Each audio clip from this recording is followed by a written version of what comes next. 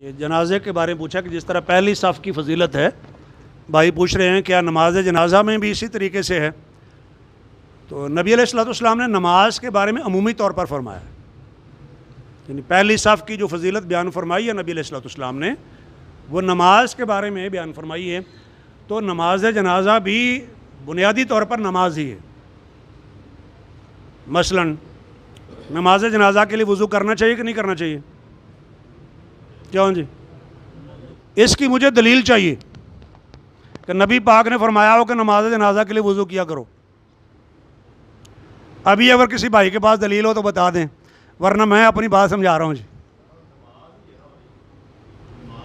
یہی بات میں عرض کرنا چاہتا ہوں کہ چونکہ وہ بھی نماز ہے، اس لیے نماز کے لیے باوضو ہونا شرط ہے۔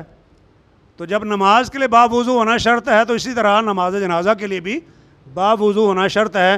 اس کا معنی یہ ہے کہ صف بندی میں جو فضیلت فرض نماز کے حوالے سے بیان فرمائی ہے، وہی فضیلت نماز جنازہ کے لیے بھی ہونی چاہیے، کیونکہ قاعدہ یہی ہے کہ آپ نے عمومی طور پر نماز کی فضیلت بیان کی ہے۔